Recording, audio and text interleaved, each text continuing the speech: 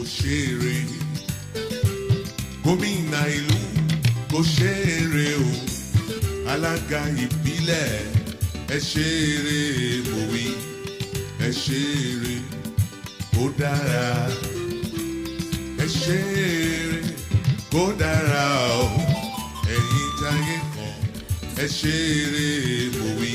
The youth is the hope of any nation. Any country that invests in youth definitely will get the right result.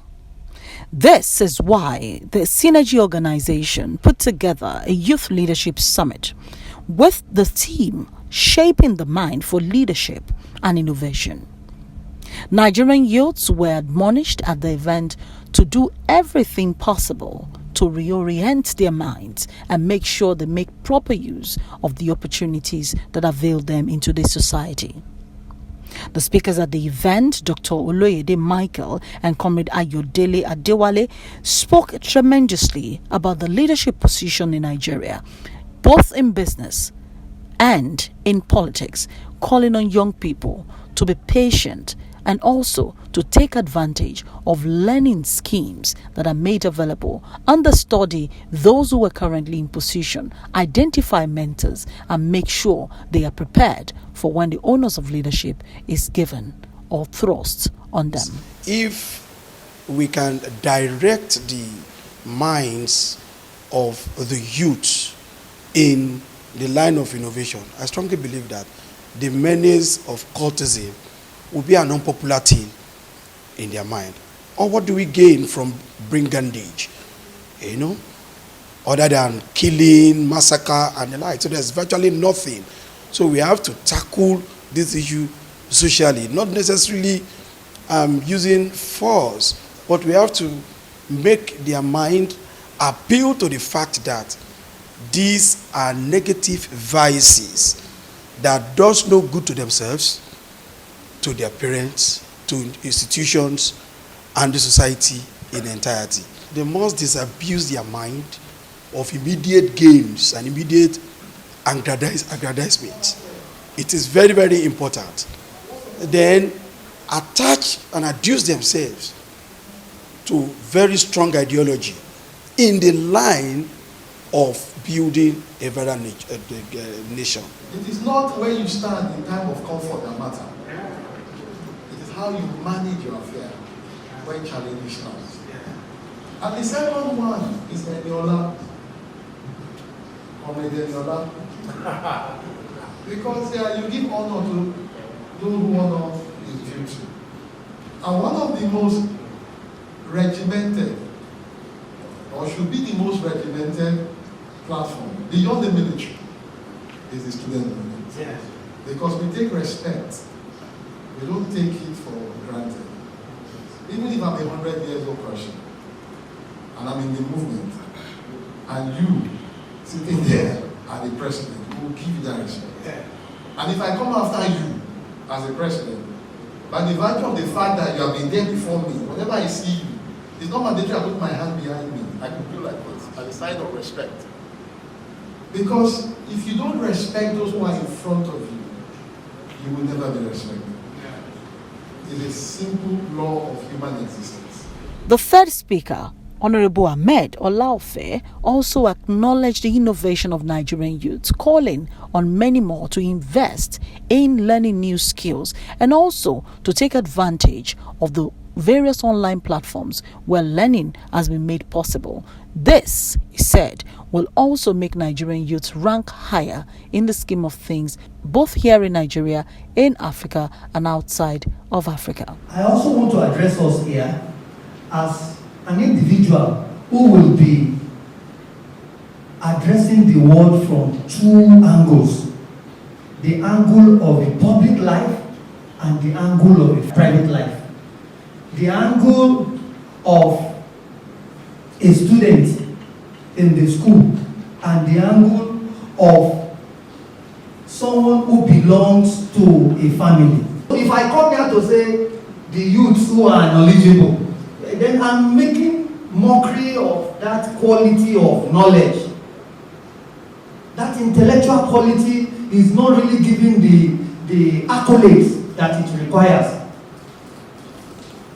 we speak to people who are knowledgeable, they are not like any other youth. Any other youth could be anything, but those in school, their own youth stage is what we also see to replace what the elders that we are challenging authority with have.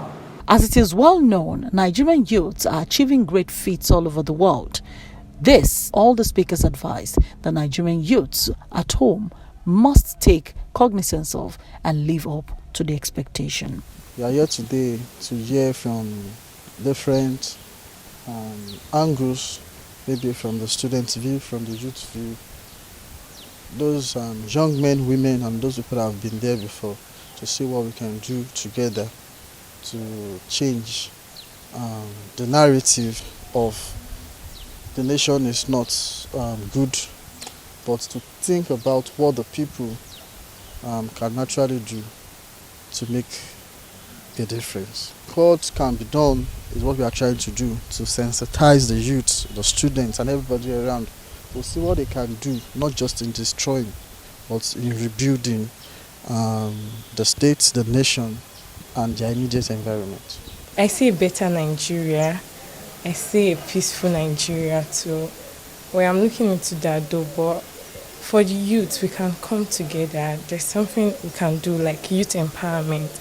And I believe we can orientate most of these youths too, because most of them are not enlightened. They don't see issues with cultism and they don't see anything wrong with it. But I believe if we are enlightening about these issues and we have the knowledge, we can bring them together, we can orientate them, we can make them see how this thing does not favor them, and we can make them see how insecurity issues can be curbed. When it comes to issue of cultism or killings, I think everybody have to take responsibility. We have to be responsible for ourselves as well as members of the society. In those days, people of the society take care of their own space as well as their neighbors. But today, we have decided to leave it for the government. Meanwhile, the government cannot do everything for us.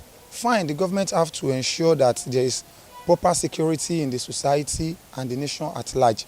In the same vein, as an individual or as a group, we need to ensure that we take proper care of our society. My advice to the entire youth is for the youth to take charge, to stand up and take charge, and also not to take part in illicit acts like drug taking and all that. So this is for the youth to make sure that, okay, fine, this is our time. The next time we are here to take charge. In the next coming election, we can take charge and fight for our right and have what we need. The program, which took place at the Jubilee Chalet, Ekpe, Lagos State, had in attendance many from various quarters, youths, elders, political candidates, and residents of Ekpe metropolis. According to Frantz Fanon, that every generation must, out of its relative obscurity, discover its own mission, either to fulfill it or betray it. If the generation before us or now can be called wasted generation, do they want their own generation to be a waste too? That's a question for them to answer. Okay, so they have to, at this point, pick up the intellectual gauntlet and face the challenges direct. It is very, very pertinent at this juncture so that their generation will not be catastrophic. Kó dára o, ẹ̀yin táyé kan, ẹ ṣeré mo wí.